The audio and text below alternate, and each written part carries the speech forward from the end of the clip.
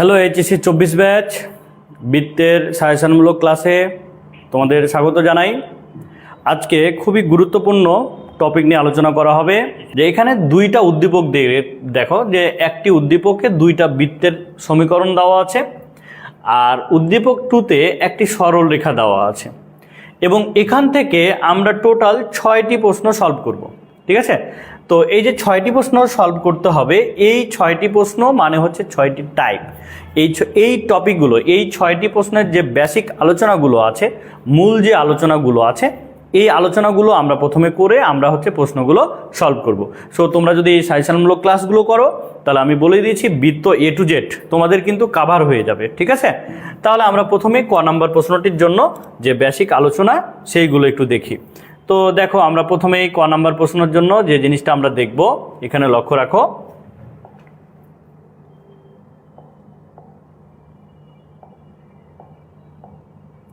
দেখো, ক নম্বর প্রশ্নতে বলেছে যে -1 বিন্দু হতে C3 বৃত্ত অঙ্কিত স্পর্শকের দৈর্ঘ্য নির্ণয় করো। অর্থাৎ C3 বৃত্তে অঙ্কিত স্পর্শকের দৈর্ঘ্য, অর্থাৎ একটা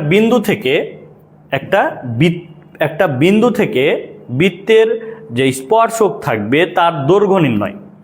তো আমরা সর্বপ্রথম এই প্রশ্নটা সলভ করার আগে আমরা একটু টপিকটা আলোচনা করি, যে আমরা কিভাবে দৈর্ঘ্যটা বের করব, এই জিনিসটা আমরা একটু আগে জেনে নিই। ঠিক আছে, তো দেখো, মনে করো এটা একটা বৃত্ত,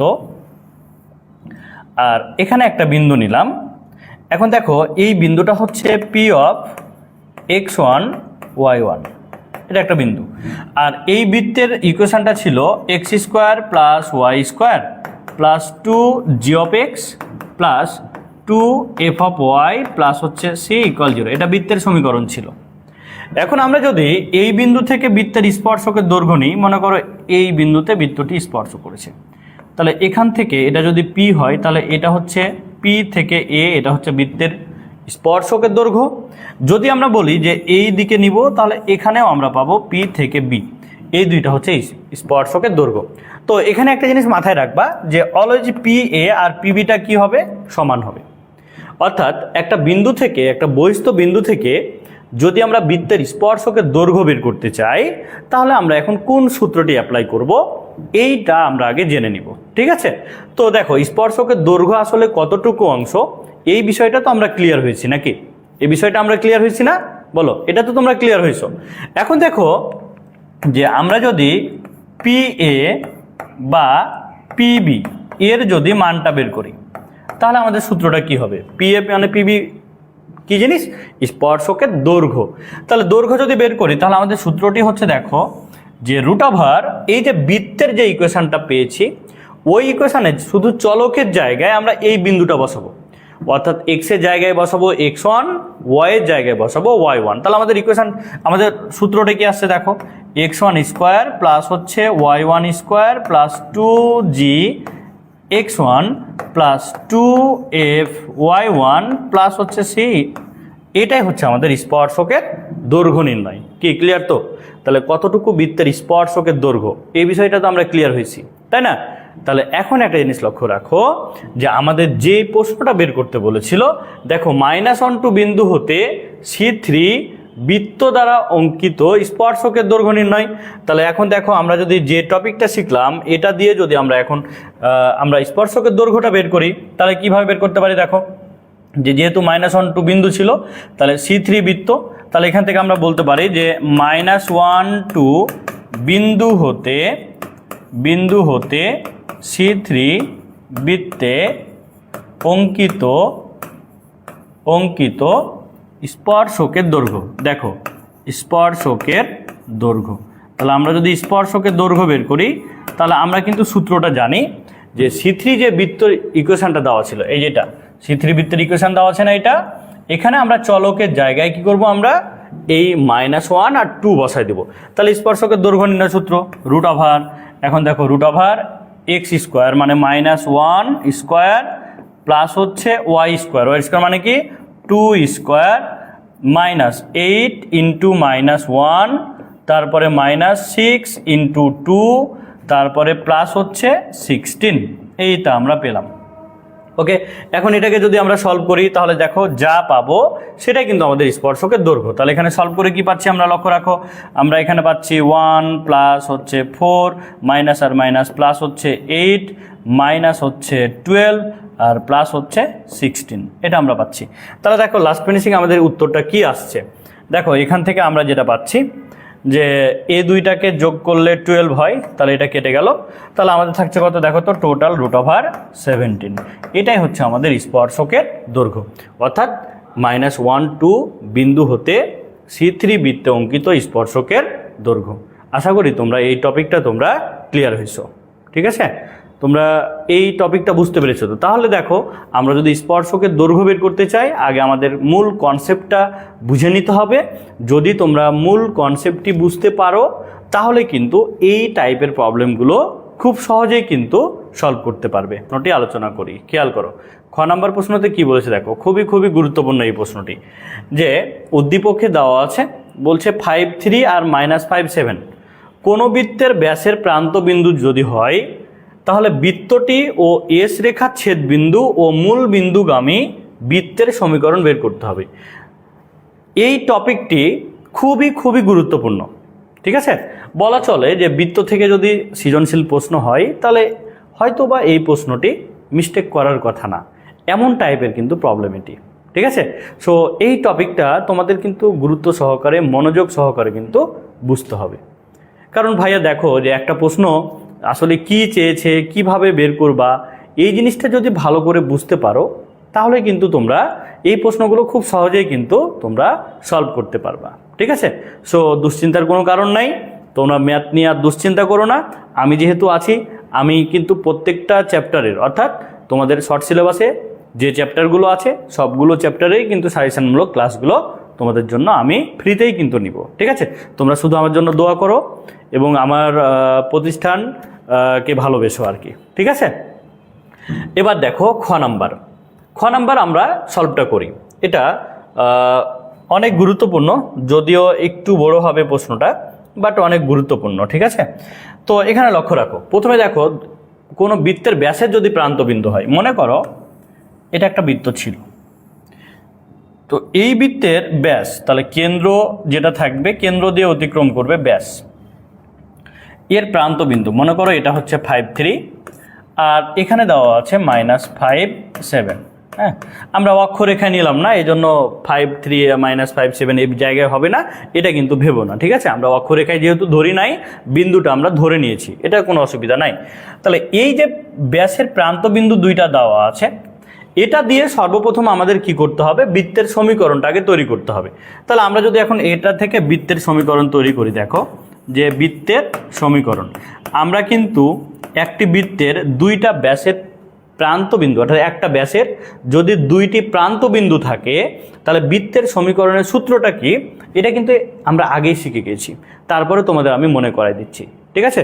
তো এখানে কি ছিল, সূত্রটি ছিল আমাদের x - x1 into x - x2 plus y - y1, তারপর দেখো y - y2 ইকুয়াল হচ্ছে 0। এটা ছিল আমাদের বৃত্তের সমীকরণ। তাহলে আমরা যদি এখন এই বিন্দুগুলো এখানে বসাই দিই তাহলে এটা কিন্তু বৃত্তের সমীকরণ পাবো। তাহলে লক্ষ্য করো আমাদের বৃত্তের সমীকরণটা কি আছে, দেখো যে x - x1, তাহলে এটাকে আমরা x1 ধরলাম 5, আবার দেখো x - x2, তাহলে x2 হচ্ছে -5, তাহলে এখানে +5 নিলাম, ঠিক আছে। এরপরে দেখো প্লাস y - y1, তাহলে y1 হচ্ছে কত 3, এরপরে লক্ষ্য রাখো y - y2 হচ্ছে 7 ইকুয়াল হচ্ছে 0, এটা আমরা পেলাম, ঠিক আছে। আচ্ছা, এখন খেয়াল করো তো যে এটা দেখো আমাদের সূত্র হয়ে যাচ্ছে a - b into a + b, তাহলে এটা থেকে বলতে পারি a² - b² 25, এটা থাকলো। এবার যদি এটাকে গুণ করি আমরা তাহলে কি পাচ্ছি, দেখো যে y² তারপরে হচ্ছে -7 হয় -3y, তাহলে হচ্ছে -10y, ওকে। আর এটা যদি আমরা গুণ করি তাহলে কি পাচ্ছি, প্লাস হচ্ছে 21 ইকুয়াল হচ্ছে 0, এটা আমরা কিন্তু শর্টকাটে বের করে নিলাম। দেখো যে y² -7y -3y প্লাস 21, তাহলে -7y -3y মানে হচ্ছে -10y আর 3 7 21, ঠিক আছে। তাহলে এখন এটাকে যদি আমরা সলভ করি, একটু সাজিয়ে গুজিয়ে লিখি, তাহলে কি পাচ্ছি, দেখো যে x² প্লাস হচ্ছে y² -10y আর এখান থেকে পাচ্ছি আমরা -4 ইকুয়াল হচ্ছে 0। এটা কিন্তু আমরা বৃত্তের সমীকরণ পেয়ে গেলাম, যে একটা ব্যাসের যে প্রান্ত বিন্দু দুইটা দেওয়া ছিল ওই প্রান্ত বিন্দু নিয়ে বৃত্তের সমীকরণ, এটা আমাদের কিন্তু কমপ্লিট। ঠিক আছে, সমীকরণ কিন্তু কমপ্লিট। এবার কি বলেছে দেখো, যে কোনো বৃত্তের ব্যাসের প্রান্ত বিন্দু যদি হয় বৃত্তটি, তাহলে আমরা বৃত্তটি কিন্তু বের করে নিলাম। বৃত্তটি কি হবে বের করে নিলাম। এরপরে কি বলেছে লক্ষ্য রাখো, এরপরে বলা আছে যে এও এস রেখার ছেদবিন্দু, এস রেখার ছেদবিন্দু ও মূল বিন্দুগামী বৃত্তের সমীকরণ, মূল বিন্দুগামী বৃত্তের সমীকরণ। এখন এস যে একটা রেখা দেওয়া আছে, এই রেখার ছেদবিন্দু দিয়ে যাবে, আবার মূল বিন্দু দিয়ে যাবে, এই রেখা এই বৃত্তের সমীকরণটি আমাদের বের করতে হবে। তাহলে দেখো যে এত হলে বৃত্তটি ও এস রেখা ছেদবিন্দু, তাহলে বৃত্ত আর এস রেখার ছেদবিন্দু যাবে আর মূল বিন্দু দিয়ে অতিক্রম করবে, এইরূপ আর একটি বৃত্তের সমীকরণ আমাদের বের করতে হবে। কি ক্লিয়ার বিষয়টা? ওকে, তাহলে এখন আমরা এটাকে দেখো, এই বৃত্তের সমীকরণ যেটা পেলাম আমরা এটাকে এখানে রেখে দিলাম, যে x² + y², তারপরে হচ্ছে -10y, তারপরে আমরা কি পেয়েছি -4 ইকুয়াল হচ্ছে 0। এটা আমরা পেলাম, এটাকে এখন মিশাই দিচ্ছি আমি, যেহেতু বৃত্তের সমীকরণটা বের করে নিয়েছি এটাকে আমরা মিশাই দিলাম। এবার আমাদের প্রশ্নটা বলেছিল যে প্রান্তবিন্দুটা হলো বৃত্তটি ও এস রেখার ছেদবিন্দু।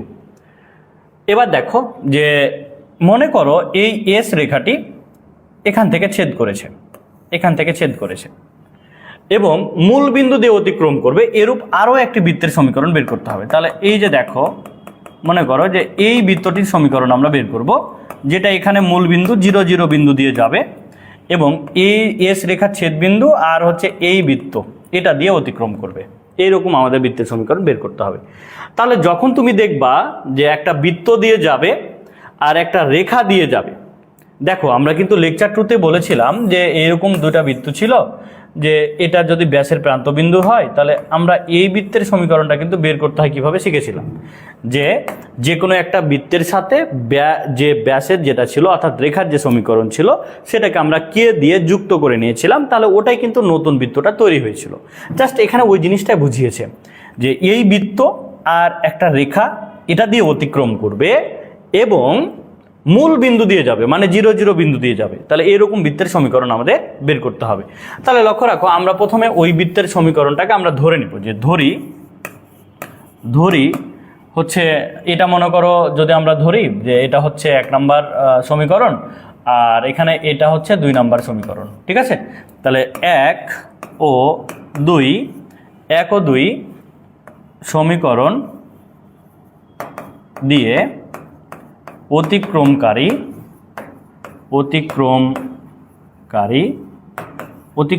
বৃত্তের সমীকরণ। দেখো বৃত্তের সমীকরণ, আমরা যদি এখান থেকে বৃত্তের সমীকরণটা ধরে নিই তাহলে সমীকরণটা কি পাবো, আমরা বৃত্তের সমীকরণের সাথে দেখো x² + y² -10y -4 প্লাস কে ইন্টু ওই রেখার সমীকরণ। তাহলে রেখাটা কি ছিল, এস রেখার সমীকরণ ছিল এটা, যে 3x - 4y - 5 ইকুয়াল হচ্ছে 0। এটা মনে করো আমরা 3 নম্বর সমীকরণ নিলাম। দেখো এই বৃত্তের সমীকরণটি কিন্তু আমাদের বের করতে হবে। এখন কথা হচ্ছে এই বৃত্তের সমীকরণটি বের করার জন্য আমাদের অজানা মান কি, আমাদের অজানা মান হচ্ছে কে, কি ক্লিয়ার? তো অজানা মান হচ্ছে কি কে। এখন কে এর মানটি আমাদের বের করতে হবে, তাহলে আমরা কে এর মানটি কিভাবে বের করব, লক্ষ্য রাখো এই বৃত্তের সমীকরণই কিন্তু ছিল এটা। তাহলে কে এর মান বের করার জন্য আমাদের হাতে কিন্তু একটা বিন্দু আছে, যে এই বৃত্তটি 0 0 বিন্দু দিয়ে অতিক্রম করেছে, তাহলে 0 0 যে বিন্দু অতিক্রম করেছে মানে কি মূল বিন্দুগামী। তাহলে এখন আমরা বলতে পারি দেখো যে 3 রেখাটি 0 0 বিন্দুগামী হলে, খেয়াল করো 0 0 বিন্দুগামী হলে আমরা এখানে কিন্তু কে এর মানটা বের করে নিতে পারি। দেখো তো যদি 0 0 হয় মানে x এর মান 0, y এর মান 0, তাহলে এখানে পাচ্ছি 0, এখানে পাচ্ছি 0, এখানে পাচ্ছি 0। তাহলে এবার দেখো এই জায়গায় কি পাচ্ছি, দেখো তো যে এই জায়গায় আমরা এটা 0 পাচ্ছি, এটা 0 পাচ্ছি, তাহলে এখানে থাকছে কি বলো, যে আমাদের এখানে থাকছে 0 + 0 -0 -4 প্লাস কে ইন্টু দেখো 0 - 0 -5 ইকুয়াল হচ্ছে 0। এটা কিন্তু আমরা পাচ্ছি। এখন এটাকে যদি আমরা সলভ করি তাহলে লক্ষ্য রাখো, এটাকে সলভ করে আমরা কি পাচ্ছি, দেখো এটাকে যদি আমরা সলভ করি তাহলে আমরা কি পাচ্ছি খেয়াল করো, বা আমরা যদি এটাকে সলভ করি তাহলে এখান থেকে পাচ্ছি -4 বা -4 ইকুয়াল কে দিয়ে যদি এটা গুণ করা হয় তাহলে -5k। আচ্ছা, -4 -5k ইকুয়াল হচ্ছে 0, বা দেখো কে এর মানটা তাহলে কত পাচ্ছি এখানে লক্ষ্য রাখো যে আমরা যদি এটাকে এদিকে পার করে দিই তাহলে 4 হয়ে গেল, তাহলে দেখো যে -k ইকুয়াল হচ্ছে, আমরা যদি কে নিই শুধুমাত্র তাহলে কে ইকুয়াল হচ্ছে 4/-5। এই আমরা মানটা কিন্তু কে এর মান আমরা পাচ্ছি, যে কে এর মান কত -4/5। এখন লক্ষ্য রাখো আমাদের এটাই ছিল, কিন্তু আমাদের যে বৃত্তটা বের করতে হতো তার সমীকরণ, এখানে অজানা মান কে ছিল, কে আমরা পেয়ে গেলাম। এখন কে এর মানটি যদি তুমি 3 নম্বর ইকুয়েশনে বসাই দাও তাহলে কিন্তু আমাদের বৃত্তের সমীকরণটি বের হয়ে যাবে। তাহলে আমরা এখান থেকে বসাই দিই যে কে এর মান 3a বসিয়ে পাই, 3a বসিয়ে পাই। একটু মনোযোগ দিয়ে তোমরা ক্লাস করো, ঠিক আছে? তাহলে এখানে বসাই দাও, তাহলে কি পাচ্ছ দেখো যে আমরা যদি বসাই দিই তাহলে এটাকে আমরা লিখতে পারি এভাবে যে x² প্লাস হচ্ছে y²।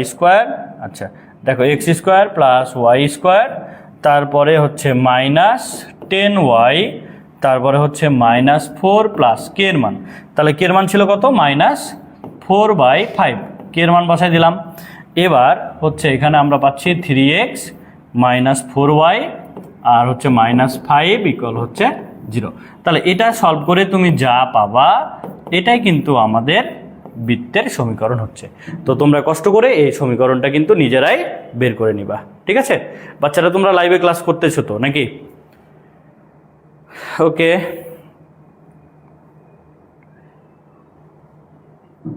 তোমরা একটু দ্রুত কমেন্টে জানাও। হ্যাঁ, অনেকেই ক্লাস করতেছো।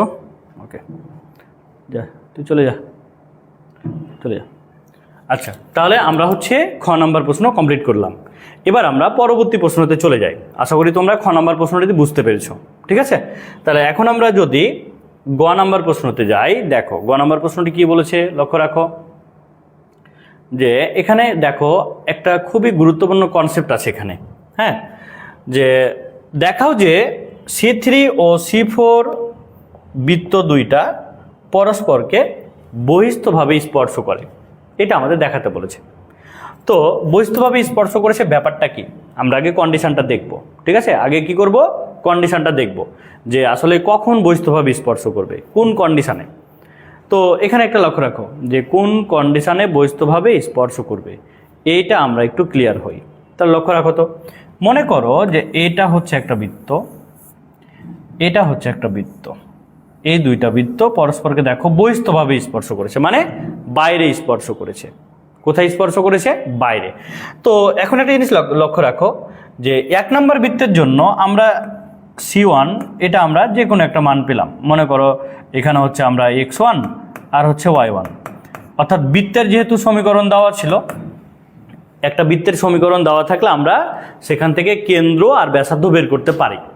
তো এই 1 নম্বর বৃত্ত থেকে আমরা কেন্দ্র আর হচ্ছে ব্যাসার্ধ বের করলাম, মনে করো এটা হচ্ছে r1, এটা ব্যাসার্ধ আমরা বের করলাম। এবার যেহেতু 2 নম্বর বৃত্তের সমীকরণ দেওয়া ছিল, তো এই 2 নম্বর বৃত্তের সমীকরণ যেটা ছিল ওখান থেকেও আমরা কেন্দ্র আর ব্যাসার্ধ বের করব। তো বৃত্তের সমীকরণ দেওয়া থাকলে কিভাবে কেন্দ্র আর ব্যাসার্ধ বের করতে হয় এটা কিন্তু আমরা জানি, আমরা কিন্তু আগে এটা শিখে নিয়েছি। তো এখান থেকে দেখো, এখান থেকে আমরা কেন্দ্র মনে করো C2, আমরা হচ্ছে x2 y2 এটা একটা পেলাম, আর এখান থেকে যে ব্যাসার্ধ সেটা কিন্তু r2 আমরা পেলাম। তো এখন তোমরা এই দুইটা বৃত্তের দিকে একটু লক্ষ্য রাখো। দেখো তো আমরা যদি এখান থেকে বলি যে C1 বিন্দু থেকে C2 এদের মধ্যবর্তী দূরত্ব R1 আর R2 এই ব্যাসার্ধ দ্বয়ের যোগফলের সমান হয়ে যাবে না, বলো তো? সমান হয়ে যাবে। তাহলে দেখো এই দুইটা বৃত্ত পরস্পরকে বহিস্থভাবে স্পর্শ করলো কখন? সত্যটা হচ্ছে যখন C1 C2 এদের মধ্যবর্তী দূরত্ব ইকুয়াল হচ্ছে R1 প্লাস R2, অর্থাৎ ব্যাসার্ধ দ্বয়ের যোগফলে সমান হবে। এই কন্ডিশনেই কিন্তু যদি হয়, এই কন্ডিশনটা যদি মেনে চলে তাহলে এই দুইটা বৃত্ত পরস্পরকে কি করবে? বহিস্থভাবে স্পর্শ করবে। কি কনসেপ্ট ক্লিয়ার তো? যে দুইটা বৃত্ত কখন বহিস্থভাবে স্পর্শ করবে, আমরা এই বিষয়টা তো ক্লিয়ার হলাম নাকি? তাহলে এখান থেকে দেখো আমরা এটা থেকে পেলাম বহিস্থভাবে স্পর্শ করা। তো এখন তোমাদের মনে প্রশ্ন হতে পারে যে ভাইয়া এটা তো বহিস্থভাবে স্পর্শ করলো, তাহলে কি শুধু বাইরেই স্পর্শ করবে দুইটা বৃত্ত কি কখনো ভেতরে স্পর্শ করতে পারে না? অবশ্যই কিন্তু পারে। তাহলে আমরা কিন্তু ওই টপিকটাও কিন্তু আমরা শিখে নিব, কারণ সৃজনশীলে কখন কোনটা আসবে এটা তো বলা যাবে না। আর আমি তোমাদের আগেই বলেছি, তোমাদের 0 লেভেল থেকে বেসিক লেভেল থেকে শুরু করে অ্যাডভান্স লেভেল পর্যন্তই ক্লাস হবে। সো এই ক্লাসগুলো কতটা গুরুত্বপূর্ণ, যারা ক্লাসগুলো করতেছো তারা কিন্তু ঠিকই বুঝতে পারছো। আর যারা এগুলোকে অবহেলা করে উড়াই দিচ্ছ যে সোহেল ভাই ক্লাস নিচ্ছে না নিচ্ছে, কি এগুলো আউল ফাউল কথাবার্তা বলছে, হ্যাঁ এগুলো যারা ভাববা তারা কিন্তু ভাই পরে পস্তাবা। কারণ হচ্ছে কি, যে এই টপিকগুলো ক্লাস করবা মানে এই টপিকগুলো বুঝবা মানে কিন্তু ম্যাথের অনেক কিছুই কিন্তু তোমরা শিখে যাবা, ঠিক আছে? আচ্ছা, তাহলে এখন দেখো যে দুইটা বৃত্ত অন্তস্থভাবে কখন স্পর্শ করবে, এটা আমরা এখন দেখব যে অন্তস্থভাবে কখন স্পর্শ করবে। লক্ষ্য রাখো যে মনে করো এটা একটা বৃত্ত, ঠিক আছে? এবার এর ভেতরে আমরা আরও একটা বৃত্ত নিলাম, এটা হচ্ছে আরও একটা বৃত্ত।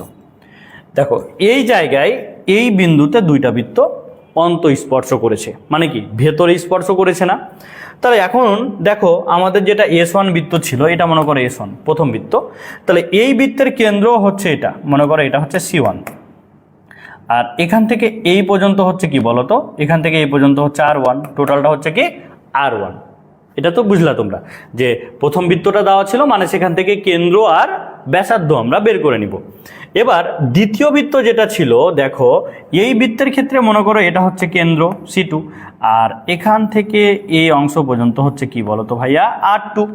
তাহলে এখন দেখো আমরা যদি বৃত্ত দুইটার কেন্দ্রদ্বয়ের মধ্যবর্তী দূরত্ব নিই, তাহলে আমরা কি পাচ্ছি লক্ষ্য রাখো তো, যে C1 C2 ইকুয়াল, দেখো এই বিন্দু থেকে এই বিন্দুর মধ্যবর্তী দূরত্ব মানে কতটুকু দেখো তো, টোটাল ব্যাসার্ধ থেকে এই ব্যাসার্ধ যদি বাদ দিয়ে দিই তাহলে কি এই ভেতরের অংশটুকু পেয়ে যাচ্ছি না আমরা। তাহলে কন্ডিশনটা কি হবে বলো তো, R1 মাইনাস R2, আর এখানে অবশ্যই মডুলাস হবে কারণ দূরত্ব কখনো ঋণাত্মক হতে পারে না। কি কনসেপ্ট ক্লিয়ার তো? তাহলে দেখো যদি দুইটা বৃত্ত পরস্পরকে অন্তস্থভাবে স্পর্শ করে তাহলে আমাদের কন্ডিশনটা কি, আমাদের কন্ডিশনটা হচ্ছে যে কেন্দ্রদ্বয়ের মধ্যবর্তী দূরত্ব ব্যাসার্ধ দুইটির বিয়োগফলের কি হবে, সমান হবে।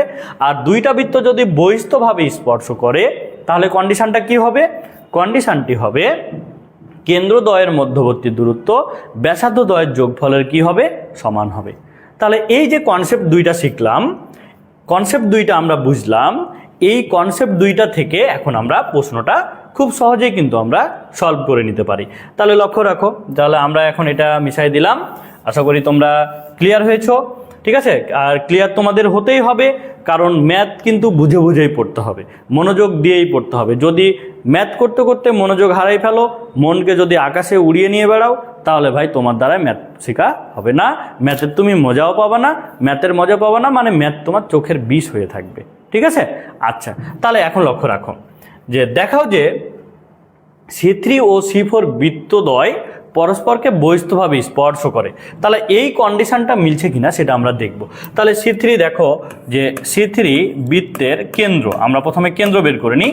আর একটা বৃত্তের কেন্দ্র কিভাবে বের করতে হয় এটা কিন্তু আমরা জানি, -G - F। দেখো আমরা কিন্তু এখন শর্টকাটে বের করব, কারণ ডিটেলসে আমি কিন্তু আগে তোমাদের এটা শিখাই দিয়েছি। তাহলে -G - F C3 বৃত্ত, তাহলে এখানে দেখো x এর সহগ ডিভাইডেড বাই -2, তাহলে পাচ্ছি কত 4, y এর সহগ ডিভাইডেড বাই -2, তাহলে কত পাচ্ছি 3। এবার যদি আমরা ব্যাসার্ধ বের করি এটার, তাহলে দেখো ব্যাসার্ধ হচ্ছে R1, তাহলে ব্যাসার্ধ আমাদের সূত্র ছিল কি √G² প্লাস হচ্ছে F² আর মাইনাস হচ্ছে C, তাহলে -C এর মান এখানে 16, তাহলে এখানে পাচ্ছি 16। তাহলে অতএব এই জায়গায় আমরা R1 এর মান পাচ্ছি কত, R1 এর মান পাচ্ছি আমরা 3। তাহলে আমরা কেন্দ্র পেলাম আর হচ্ছে ব্যাসার্ধ পেয়ে গেলাম। এবার আমরা হচ্ছে 2 নম্বর বৃত্তের, অর্থাৎ 2 নম্বর বৃত্তের বলতে কি C4 বৃত্তের, তাহলে C4 বৃত্তের কেন্দ্র, আমরা যদি C4 বৃত্তের কেন্দ্র বের করি তাহলে আমরা কেন্দ্রটা কত পাচ্ছি, দেখো কেন্দ্রটা আমরা কত পাচ্ছি -G - F, কেন্দ্র C2 বৃত্তের। আচ্ছা, তাহলে এখানে আমরা হচ্ছে C3, তাই না? হ্যাঁ, C3 বৃত্তের আমরা যদি কেন্দ্রটা নিই, এখানে C2 ধরলাম কেন্দ্র, তাহলে কেন্দ্রটা দেখো, কেন্দ্রটা আমরা কত পাচ্ছি, আমরা কিন্তু কেন্দ্র বের করা জানি যে এখানে দেখো যে x এর সহগ ডিভাইডেড বাই, তাহলে এখানে 0 0 হচ্ছে 0 0, আর ব্যাসার্ধ আমরা কত পাচ্ছি, যেহেতু মূল বিন্দুগামী এই জন্য কেন্দ্র 0 0, আর ব্যাসার্ধ R2, তাহলে ব্যাসার্ধ কত পাচ্ছ, দেখো তো ব্যাসার্ধ পাচ্ছ 2 4, তাহলে 2 পাচ্ছ। এখন লক্ষ্য রাখো যে এই কন্ডিশনটা মেনটেন হচ্ছে কিনা এটা আমরা দেখব। তাহলে দেখো যে এই কন্ডিশনটা মেনটেন করছে কিনা আমরা এটা এখন দেখি। তাহলে আমরা এই বেসিক চিত্রটাকে আমরা কিন্তু আউট করে দিলাম, ঠিক আছে, কারণ এটা আমরা শিখে গেছি। তাহলে এখন দেখো আমরা কি করব, আমরা C1 C2 এর মধ্যবর্তী দূরত্ব বের করব। দেখো অতএব C1 C2 ইকুয়াল, তাহলে C1 থেকে C2 এর মধ্যবর্তী দূরত্ব, তাহলে সূত্রটা আমরা কিন্তু জানি যে সূত্রটা ছিল এরকম, x2 minus x1 whole square plus y1 minus y2 বা y2 minus y1 whole square, y2 minus y1 whole square. তাহলে এখন যদি আমরা মানগুলো বসাই দিই, তাহলে দেখো রুট ওভার x2, তাহলে এটা x1 y1, এটা x2 y2, তাহলে 0 0 মাইনাস 4 তার উপর হোল স্কোয়ার প্লাস হচ্ছে এখানেও 0 মাইনাস 3 তার উপর হোল স্কোয়ার। তাহলে টোটাল আমরা কত পাচ্ছি, দেখো 4 স্কোয়ার মানে 16, 3 স্কোয়ার মানে 9, যোগ করলে 25, 25কে রুট ওভার করলে 5, এটা আমরা পাচ্ছি C1 C2। এবার দেখো, এবং আমরা যদি R1 প্লাস R2 এর মানটা বের করি, দেখো তো R1 এর মান ছিল কত 3, আর R2 এর মান ছিল কত 2, তাহলে টোটাল আমরা কত পাচ্ছি বলো তো 5। তাহলে দেখো আমাদের কিন্তু কন্ডিশনটা ম্যাচিং করে নিয়েছে, অতএব C1 C2 ইকুয়াল হচ্ছে R1 প্লাস R2। তাহলে এই কন্ডিশনটা যদি ম্যাচিং করে তাহলে আমরা কি বলতে পারবো বলো, এখন কিন্তু তোমরা নিজেরাই এটা বলতে পারছো না যে এই কন্ডিশনটা ম্যাচিং করেছে মানে কি, এই বৃত্ত দুইটি পরস্পরকে বহিস্থভাবে স্পর্শ করে। কি ক্লিয়ার তো? কি দেখতে পাচ্ছ? তোমরা যদি ম্যাথগুলো বুঝে বুঝে সলভ করো তাহলে কিন্তু আর কখনো ভুলবা না, ঠিক আছে। আমরা ভুলে যাই এটাই কারণে যে আমরা বুঝে বুঝে সলভ করি না। তাহলে তোমরা কিন্তু আমার ক্লাসটি শেয়ার করতে কেউ ভুল করো না, ঠিক আছে। অবশ্যই ক্লাসটি শেয়ার করো, আর তোমরা লাইভে ক্লাসগুলো করো, তাহলে কিন্তু ক্লাসরুমের মতোই কিন্তু তোমরা ফিল পাবা। যারা আমার অফলাইন ব্যাচের স্টুডেন্ট আছো, যারা বিভিন্ন কারণে ক্লাসগুলো গ্যাপ দিয়েছিলা, ক্লাসগুলো করতে পারো নাই, হ্যাঁ, তাদের জন্য বলছি, তা তোমরা লাইভে ক্লাসগুলো করো, তাহলে কিন্তু অফলাইনের মতোই কিন্তু তোমরা ফিল পাবা। আমি অফলাইনে যেভাবে পড়াই তোমাদের, অনলাইনে কিন্তু সেই মজাটাই কিন্তু তোমরা পাবা, ঠিক আছে। তাহলে আমরা গ নাম্বার কমপ্লিট করলাম। এবার আমরা চলে যাই ঘ নাম্বার প্রশ্নতে। খেয়াল করো, ঘ নাম্বার প্রশ্ন খুবই খুবই গুরুত্বপূর্ণ এই প্রশ্নটিও। দেখো এখানে কিন্তু বলেছে যে এখানে অনেকেই কিন্তু মিস্টেক করবে, একটা বিষয় মিস্টেক করবে। দেখো অনেকে এই প্রশ্নটার উত্তর ভুল দিয়ে দিবে, অর্থাৎ সে চিন্তা ভাবনা করবে কিন্তু তার চিন্তা ভাবনাটা ভুল হয়ে যাবে, ঠিক আছে। তো চিন্তা ভাবনার ক্ষেত্রেও কিন্তু আমাদের পজিটিভ হতে হবে। সো মনে করো তুমি অঙ্ক পড়ে, প্রশ্ন পড়ে এমন চিন্তা ভাবনা করলা যে তোমার সলিউশনটা ভুল হয়ে যাবে, তাহলে ওই চিন্তা ভাবনা কিন্তু করা যাবে না, ঠিক আছে। তো এখানে একটা জিনিস লক্ষ্য করো যে C3 C4 বৃত্তদ্বয়ের স্পর্শ বিন্দুর স্থানাঙ্ক নির্ণয় করো। মনে করো যে আমি এটা নিলাম, ক্লিয়ার, C3 আর C4 আমরা এটা নিলাম। এখন এবার তোমাকে যদি স্পর্শ বিন্দু বের করতে বলে, এই বিন্দুটা বের করতে বললো, তাহলে তুমি মনে করো এখানে কেন্দ্র একটা পেয়েছো, এখানেও মনে করো কেন্দ্র পেয়েছো। এবার তুমি যদি বলো ভাইয়া যেহেতু এ দুইটা সমান হবে, তাহলে এর মধ্যবিন্দুই আমাদের হচ্ছে স্পর্শ বিন্দু। এখন কথা হচ্ছে ভাইয়া তোমার প্রশ্নতে কিন্তু তুমি যেটা ভেবেছো ঠিক আছে, বাট তোমার প্রশ্নতে কিন্তু ভাই বলে নাই যে বৃত্ত দুইটি বহিস্থভাবে স্পর্শ করেছে না অন্তস্থভাবে স্পর্শ করেছে। এখন কথা হচ্ছে ভাইয়া তুমি যদি আবার এইভাবে বের করো তাহলে কি মধ্যবিন্দু দিয়ে হবে? বলো মধ্যবিন্দু দিয়ে কি হবে? কারণ যদি তোমার এই দুইটা বৃত্ত অন্তস্থভাবে স্পর্শ করতো তাহলে কি তুমি মধ্যবিন্দু সূত্র দিয়ে কি এই বিন্দুটা বের করতে পারবা না। তাহলে যারা এটাকে এইভাবে কল্পনা করবা যে যেহেতু কেন্দ্র দুইটা পেয়ে গেছে আর এটা বিন্দু স্পর্শ বিন্দু, তাহলে হচ্ছে এদের মধ্যবিন্দু হচ্ছে স্পর্শ বিন্দু, তাহলে কিন্তু তোমাদের নাম্বার কিন্তু 0 হয়ে যাবে, ভুল হয়ে যাবে, ঠিক আছে। সো আমরা শিখবো না, ভুল আমরা সলিউশন করব না, আমরা রাইট সলিউশন করব। কি সলিউশন করতে হবে? রাইট সলিউশন করতে হবে, ঠিক আছে। তাহলে দেখো আমরা সঠিকভাবে এটা কিভাবে সলভ করতে পারবো। যেহেতু আমরা জানি না যে বৃত্ত দুইটা বহিস্থভাবে স্পর্শ করেছে না অন্তস্থভাবে স্পর্শ করেছে, আমরা কিন্তু কিছুই জানি না। সো আমরা যে কাজটা করব, যে আমরা বৃত্ত দুইটার স্পর্শ বিন্দু। এখন একটা জিনিস লক্ষ্য রাখো, যদি আমি বলি বহিস্থভাবে স্পর্শ করেছে তাও এ বিন্দু, বৃত্ত আর এ বৃত্তর ছেদ বিন্দু এটা। যদি বলি অন্তস্থভাবে স্পর্শ করেছে তাও কিন্তু দুইটা ছেদ বিন্দু এটা। তাহলে যখন তুমি দেখবা যে তোমাকে স্পর্শ বিন্দুটা বের করতে বলেছে, তখন দুইটা বৃত্তের সমীকরণের ছেদ বিন্দু বের করে নিবা। ছেদ বিন্দু বের করে নিলেই কিন্তু আমাদের বিন্দুটা বের হয়ে যাবে। কি ক্লিয়ার বিষয়টা? তাহলে যেটা আমাদের দেওয়া ছিল প্রশ্নতে, আমরা হচ্ছে দুইটা ইকুয়েশনকে আমরা দুইটা সমীকরণ ধরে নিই। এটা মনে করো 1 নম্বর সমীকরণ, এটা হচ্ছে 2 নম্বর সমীকরণ। এখন আমরা এই দুইটা সমীকরণকে আমরা যদি ছেদ বিন্দু বের করতে চাই, তাহলে দেখো কিভাবে আমরা ছেদ বিন্দু বের করব। আমরা যদি 1 - 2, আমরা যদি 1 আর 2 বিয়োগ করি, তাহলে দেখো যে এটা এটা এটা এটা বাতিল হয়ে যায়। তাহলে এখানে থাকছে দেখো -8x আর হচ্ছে -6y, এটা প্লাস ছিল তাহলে মাইনাস হয়ে যাবে, তাহলে প্লাস হচ্ছে 12 ইকুয়াল হচ্ছে 0। আমরা কিন্তু 1 আর 2 বিয়োগ করে দিলাম। ক্লিয়ার?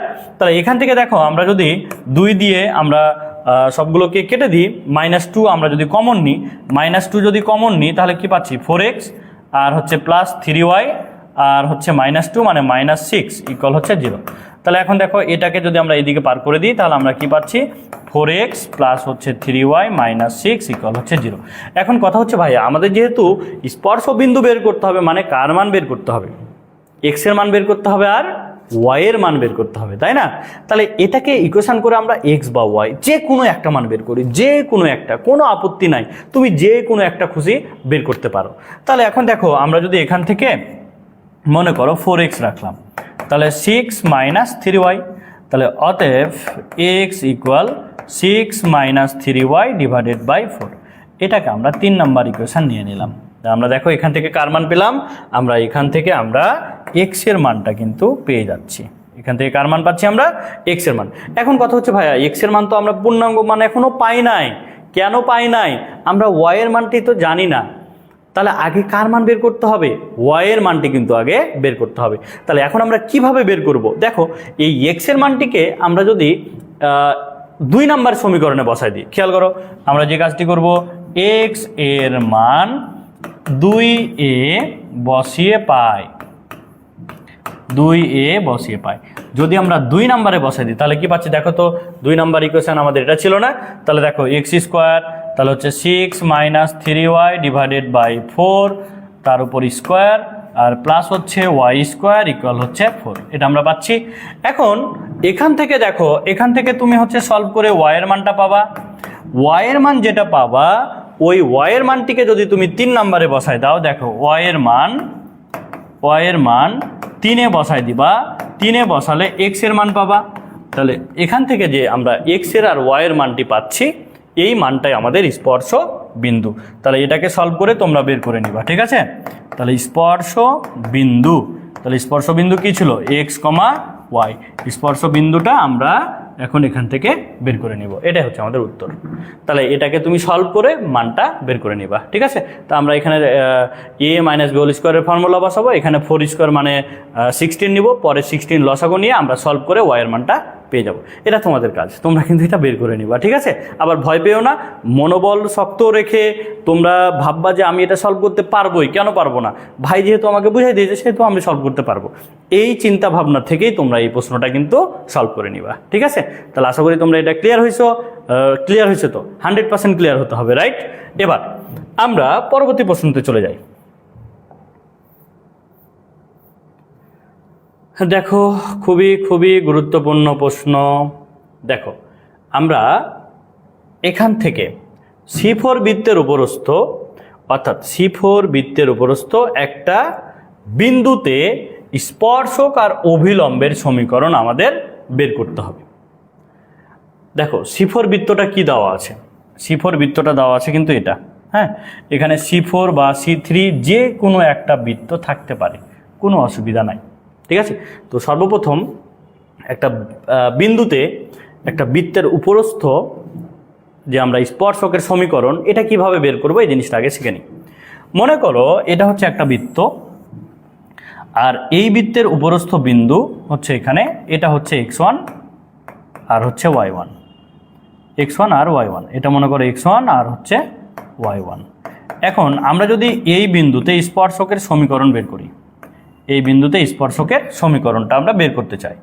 তো স্পর্শকের সমীকরণের সূত্রটি মনে রাখবা যে x into x one y into y one plus g x plus x one plus f y plus y one plus হচ্ছে সি ইকুয়াল হচ্ছে 0। এইটা হচ্ছে আমাদের একটা নির্দিষ্ট বিন্দুতে স্পর্শকের সমীকরণ। কি ক্লিয়ার বিষয়টা? এটা হচ্ছে নির্দিষ্ট বিন্দুতে স্পর্শকের সমীকরণ। এবার এই মানগুলো বসানোর পরে যখন তুমি সমীকরণ পেয়ে যাবা, তখন যদি তোমাকে দেখো অভিলম্বের সমীকরণ বের করতে বলেছে, তাহলে এই বিন্দুতে যদি অভিলম্বের সমীকরণ নাও, মনে করো এটা অভিলম্বের সমীকরণ, তাহলে এই বিন্দুতে অভিলম্বের সমীকরণ মানে কি? এই রেখার লম্ব রেখার সমীকরণ। কি ক্লিয়ার? আর আমরা জানি একটা রেখার লম্ব রেখার সমীকরণ কিভাবে বের করতে হয়, সমান্তরাল রেখার সমীকরণ কিভাবে বের করতে হয়, আমরা সরলরেখাতে এটা শিখে নিয়েছি। তাহলে আমরা সর্বপ্রথম একটা নির্দিষ্ট বিন্দুতে যদি আমরা স্পর্শকের সমীকরণ বের করি, তাহলে এখানে যেটা দেওয়া ছিল বৃত্ত দেখো যে দেয়া আছে, খেয়াল করো, এখানে আমরা বলতে পারি যে দেয়া আছে x square plus y square equal হচ্ছে 4। এটা বৃত্তের সমীকরণ দেওয়া আছে। এখন কথা হচ্ছে এটা কিন্তু মূল বিন্দুগামী রেখা। যদি মূল বিন্দুগামী রেখা অর্থাৎ বৃত্তটি যদি মূল বিন্দুগামী হয়, তাহলে কিন্তু সূত্র আমাদের আরও সহজ। ঠিক আছে, মূল বিন্দুগামী যদি হয়, তাহলে আমাদের হচ্ছে মূল বিন্দুগামী যদি হয়, অর্থাৎ বৃত্তের কেন্দ্রটা যদি 0 0 হয়, বৃত্তের কেন্দ্র যদি 0 0 হয়, বৃত্তের কেন্দ্র যদি 0 0 হয়, তাহলে সমীকরণের সূত্র আরও সহজ। X x one y y one equal হচ্ছে আমাদের হচ্ছে আর, ঠিক আছে, আর স্কোয়ার। এই মানটা বসালেই কিন্তু আমাদের বৃত্তের সমীকরণ মানে আমাদের হচ্ছে স্পর্শকের সমীকরণ চলে আসবে। তো দেখো দেওয়া আছে এটা বৃত্তের সমীকরণ। এখন আমরা বলতে পারি যে অতএব 1√3 বিন্দুতে স্পর্শকের সমীকরণ। তাহলে আমরা যদি স্পর্শকের সমীকরণ নিই, তাহলে যেহেতু বৃত্তটি মূল বিন্দু মানে বৃত্তটির কেন্দ্র 0 0, তো দেখো তুমি যদি মূল সূত্রই বসাও কোনো অসুবিধা নাই। দেখো তুমি যদি মনে করো ভাইয়া আমি এই সূত্রটাই বসাই, কোনো অসুবিধা নাই। এখানে বলো তো ভাইয়া যে জি এর মান কত? 0, এফ এর মান কত? 0, সি এর মান কত? সি এর মান হচ্ছে 4। সি এর মান যদি এটাকে এই পাশে নিই, তাহলে সি এর মান কত? সি এর মানটা হচ্ছে -4। সি এর মান কত বলো তো? সি এর মান হচ্ছে -4। এটা আমরা কিন্তু পেলাম। যদি তুমি মনে করো ভাই আমি এই সূত্রতে বসাবো, তাও কোনো আপত্তি নাই। দেখো জি এর মান 0 মানে পুরোটাই 0, এফ এর মান 0 মানে পুরোটাই 0, আর এই যে প্লাস সি এর মান কত? -4। এটা বসাই দিলে কিন্তু হয়ে গেল। কি ক্লিয়ার বিষয়টা? তাহলে দেখো আমরা যদি 1√3 বিন্দুতে স্পর্শকের সমীকরণ নিই, তাহলে আমরা এখন বলতে পারি যে সূত্র হচ্ছিল x into x one plus y into y one equal হচ্ছে যে ধ্রুবকটা ছিল সেটা, মানে ধ্রুবকটা কত? 4। তাহলে এখন যদি আমরা এখানে মানটা বসাই দিই যে x into x one, x ওয়ানের মান কত? 1, ওয়াই ইন্টু ওয়াই ওয়ান মানে কত? √3 ইকুয়াল হচ্ছে 4। তাহলে আমরা এখানে স্পর্শকের সমীকরণ পাচ্ছি এক্স প্লাস √3 ওয়াই ইকুয়াল হচ্ছে 4। এইটা আমরা কিন্তু স্পর্শকের সমীকরণ পেয়ে গেলাম। এটা কি পেলাম? আমরা স্পর্শকের সমীকরণ পেলাম, যে একটা নির্দিষ্ট বিন্দুতে আমরা স্পর্শকের সমীকরণ পেয়ে গেছি। এবার আমাদের বলেছে অভিলম্বের সমীকরণ। তাহলে এই রেখার উপর এই যে লম্ব রেখার সমীকরণ, এটাই হচ্ছে আমাদের অভিলম্বের সমীকরণ। তাহলে এখন আমরা যদি অভিলম্বের সমীকরণ বের করতে চাই, তাহলে আমরা কিভাবে অভিলম্বের সমীকরণটি বের করতে পারি? খেয়াল করো, আমরা ধরে নিতে পারি যে এটা আমাদের ছিল 2 নম্বর সমীকরণ, ঠিক আছে।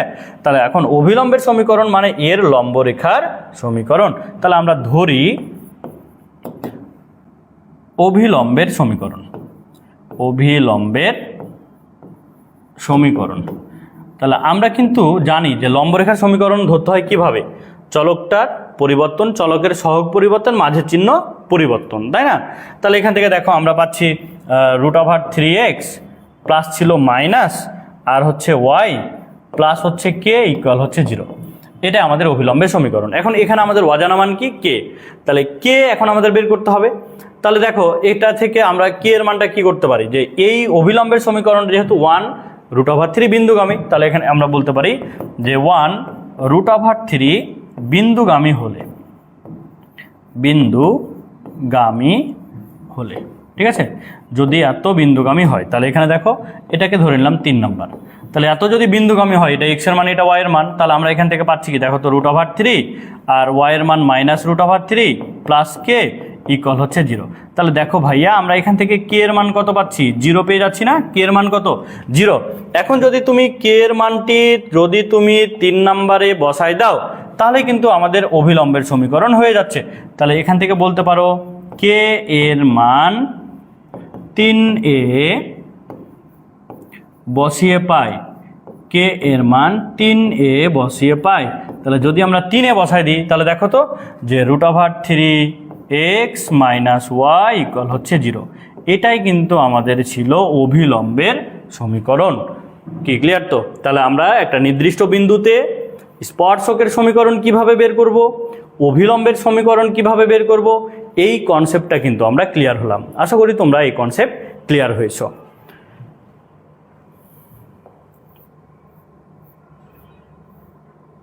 আচ্ছা, এবার দেখো আরও একটি গুরুত্বপূর্ণ প্রশ্ন। বাচ্চারা তোমরা হচ্ছে মনোযোগ দিয়ে ক্লাস করো, ঠিক আছে? তোমরা কিন্তু ঝিমিয়ে যেও না। আমি কিন্তু তোমাদের জন্য পুরোটাই এফোর্ট দিয়ে ক্লাস নিচ্ছি। কারণ হচ্ছে দেখো যে তোমরা, আমার একটাই উদ্দেশ্য যে তোমরা ভালো রেজাল্ট করবা, তোমাদেরকে ভালো রেজাল্ট করতে হবে। কারণ বাবা মায়ের স্বপ্ন পূরণ করতে হবে, ঠিক আছে? যারা অনেকে ভুলে পড়াশোনা করো নাই, মানে হচ্ছে ঘুরে বেড়িয়েছো, সময়টা নষ্ট করেছো, তো তারা আমার এই ক্লাসগুলো দেখো, তোমরা কিন্তু এই ক্লাসগুলো থেকে কিন্তু অনেক উপকৃত হবা, ঠিক আছে? আচ্ছা, এবার দেখো এখানে আমাদের প্রশ্নটা কি বলেছে একটু খেয়াল করো।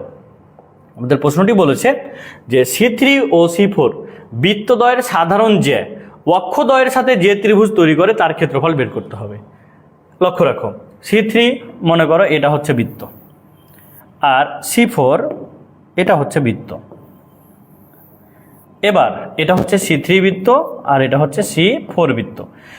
বৃত্তদ্বয়ের সাধারণ জ্যা, তাহলে সাধারণ জ্যা আমরা ধরে নিলাম যে এটা হচ্ছে সাধারণ জ্যা, অর্থাৎ A আর B সাধারণ জ্যা। এবার সাধারণ জ্যা যখন তুমি পাবা তখন সাধারণ জ্যাটা আবার অক্ষদ্বয়ের সাথে ত্রিভুজ তৈরি করবে, আর ওই ত্রিভুজের আমাদের ক্ষেত্রফল বের করতে হবে।